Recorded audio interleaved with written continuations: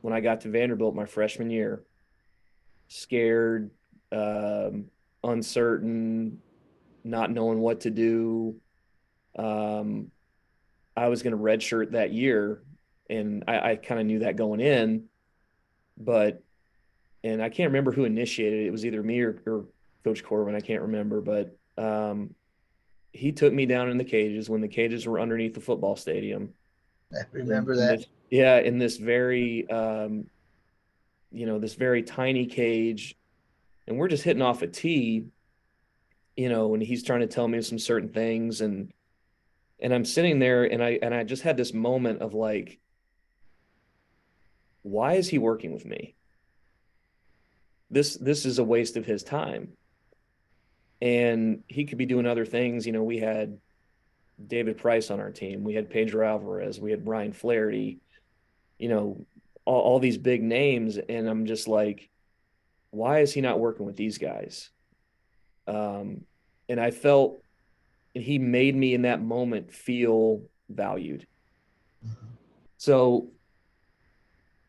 at the time was very not not valuable to the team from a production standpoint.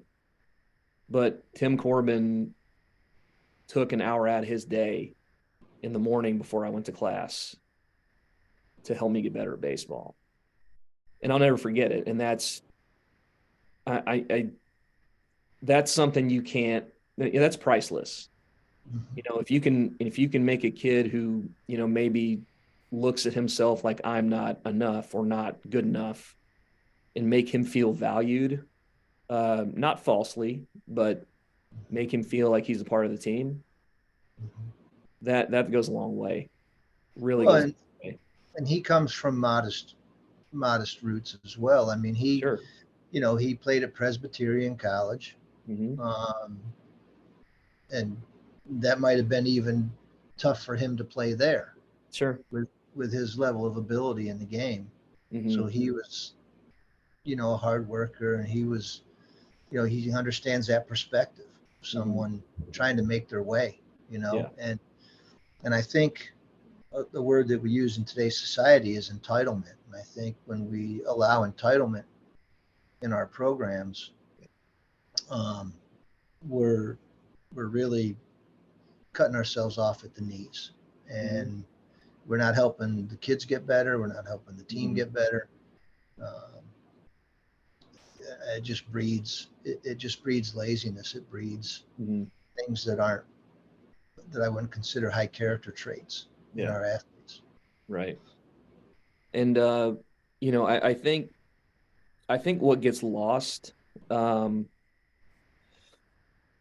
and I know I experienced this when I was playing, especially in high school, or travel baseball, but we talk about all these little things, and we talk about how important they are to having success, and then but on the other hand of it, you see, these guys who are insanely talented, who don't do the little things, who um, you know, on the surface level looks like they don't care very much, or whatever factor there is. Um, and you see those guys succeeding, playing every single day, getting the benefits of the minimal work they put in, or whatever. And as a younger player, or as a guy playing behind somebody, like that, you get really discouraged, because you're not seeing the fruits of your labor. You look at it as like, this is a waste of time. He's going to play because he's incredibly talented. And just talk for a second about just the difficulty of that, for a kid who's doing all the right things, putting in the work, being coachable, showing up on time, but not initially receiving the benefits of that. Yeah, I think so. When you look at athletes and you look at players, there's a lot that goes into making an athlete, a baseball player, basketball player, football player. And one piece that doesn't get mentioned a lot is the genetic factor. Mm-hmm. Okay, so I'll tell you this, Brian. If all things were fair and hard work and dedication and commitment paid off for every single person, I would have been the shortstop for the Yankees instead of Derek Jeter. Okay. Yeah. But I hear I'm you. not Derek Jeter. Yeah. No matter what I do, no matter what I did, I wouldn't be Derek Jeter. And we're all blessed with different talents, we're all blessed with value of some sort. And some of us are going to be professional baseball players. Some of us are going to be coaches. Some of us are going to be accountants.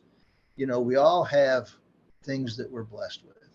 And um, being a Major League Baseball player, there's a genetic piece to that. Mm-hmm. Being a stud on Vanderbilt's baseball team, there's a genetic piece to that.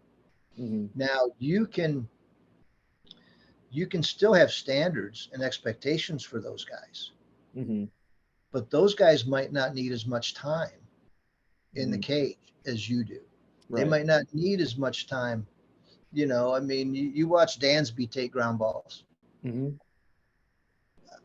I don't know. Is Brian Harris and Dansby going to take the same amount of ground balls on a regular daily basis? And it and if you don't, are you going to be? Is that going to change anything? Right. You Right. know, and not that Dansby's not a hard worker. Right. Dance is a very, very much a attention to detail Sure. uh, player, uh, Mm-hmm. and he's a student of the game. He's always trying to get better and learn more. Mm-hmm. But I've stood next to Dansby while he took ground balls, Mm-hmm. and and it was different Mm-hmm. than anybody I ever stood by taking ground balls. Right. And so that part of that's God given. Yeah. It's just God given. And Right. um, so I think that as a coach, everybody has to understand. You have to help everybody to understand that. Look, you have roles. Mm-hmm. Everybody has a role, and as long as everybody's meeting the expectations and standards, I mean, if you're the most talented guy, does that excuse you from getting to practice on time? Right. No. Right. Um, so it is difficult. It is difficult, but I just think, it's just like in school. You're a good student. You were a great student, if I remember right. Right? You were a Sure. pretty smart kid. Pretty Sure. smart kid. I think you were. Um, Now, did you have to study as hard for a test as some other kids might have had to study as hard for a test? I mean, Does everybody have to study the same for the test? no, everyone's got different ways of getting to that point. Right, Some don't have to, some have to study a lot. right. Um, but and I think the reality of that situation, let's say a kid who isn't gifted physically, um, or as talented as somebody else, the reality of it, uh, and then amplified. Let's say the kid who's really talented is, got a large ego, and maybe bullies a kid who's not as talented because he knows he's going to play all the time. That's hard. That Mm-hmm. is not easy. Um, and so, when you think about the things that players go through, um, whether it's the top of their game, or the best players on the team, or the worst players, everyone's got something going on. Um, and I think, and back to what I was saying, the reality of understanding that like what I'm doing just ain't enough is really hard for someone to to to accept. Uh, So, so here's the question I would have for my players, and the player you're talking about. mhm, My question would be one word: why? mhm, Why are you doing this? mhm, What is your why?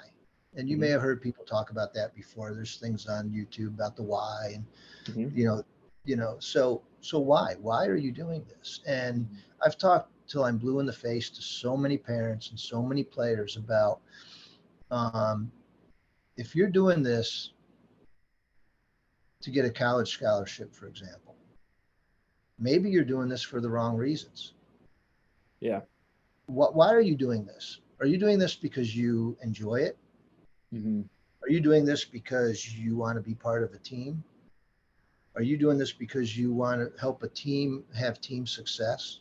Hmm. Are you doing this for the social aspect of making friends and being part of a group Hmm. that is creating good work habits, good environment, good culture? Hmm. You know, what's your why? Hmm. You know, you might you might not get a lot of opportunities in a whole season. And I'll give you an example. I mean, I have examples. In 30 years, I have a lot of I examples. bet. I had a young man that was a decent baseball player, and he could run. He was fast, but he wasn't a starter on our team. And in 19, oh gosh, I forget the year. But anyway, we were playing for the state championship in New York. I was coaching in upstate New York, where I'm originally from. I'd gone back up there, and I was coaching up there, and playing for the state championship. And we were tie ball game, seventh inning. It was one of the playoff games leading toward the state championship, and got a kid on second base that's not real fast. And I said, Ben, second base, let's go, pinch run, base hit, kid scores, we win the game. We're headed to the final four. That was a huge moment in that kid's life. Yeah, He probably had 10 at bats all year, Brian. I know. 10 at bats all year. Yeah. But he was part of a team, and he gave something to the team Hmm. in his own way Hmm. that the other kid wouldn't have scored on that base hit, Right. Right. and he did. Yeah. Getting kids to understand that, but again, the only way you're going to get them to understand that is if they figure out their why. Sure. And most kids, if their why is a college scholarship, think about this. If your why is a college scholarship, are you concerned about the team in general, or are you concerned about yourself? Right. That's a selfish approach to the game, because I'm playing to get something out of this for me. Hmm. By the way, something that's very difficult to get because there's not a lot of them. Right. So the high percentage of kids that are shooting for that college scholarship aren't going to get it. Sure. Get good grades in school, and you're going to get more money than you are playing baseball for the most Sure. part. Right. So what's the why?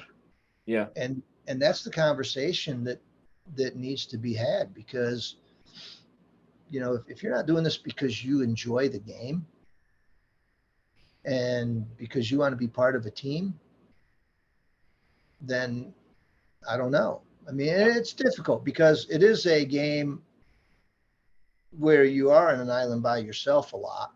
Yeah. When you're in the batter's box, it's about you, Yeah. but it's also about the team. And that's why so many kids today, you see in batting practice, they're all trying to hit the ball over the fence Sure. Sure. because it's a me thing. And they're not, and most of them aren't home run hitters. Yeah. My whole thing I always try to teach kids was, look, here's what I want you to do. I want you to try to hit doubles in the gaps. Hmm. If your approach is hitting doubles in the gaps, you're going to hit some home runs. Right. Think about it. Right. And you're going to hit some singles, and you're going to hit some home runs. You're shooting for doubles in the gaps, Yeah. right? Right. And you make a little bit of a mistake, you might hit the ball over the fence. Right. A little bit of a mistake, you might hit a hard ground ball that gets through the infield or Yeah. whatever. Yeah. So, um, I don't know. I just think we got to try to take the selfishness out. Yeah.